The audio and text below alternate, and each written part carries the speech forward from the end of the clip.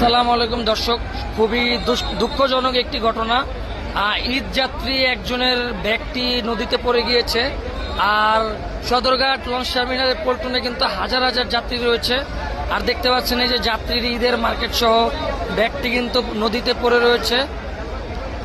দেখতে পাচ্ছেন এই যে একজন ব্যাগে থেকে দড়ি বের করলো যাত্রীর ব্যাগটি উঠানোর জন্য।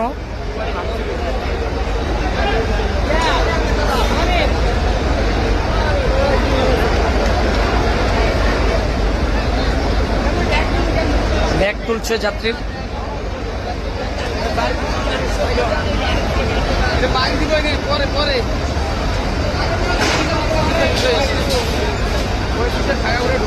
যে ব্যাগটি তুলছে তার মাথায় প্রচন্ড বুদ্ধি, দড়ি কোথা থেকে আসলো বুঝতে পারছি না। আর ব্যাগটিও কিন্তু বেঁধে দিয়েছে।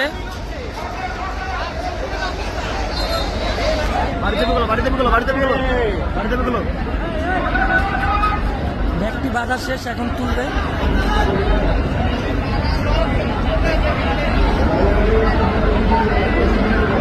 খুবই সুন্দরভাবে তুলছে ব্যাগটি।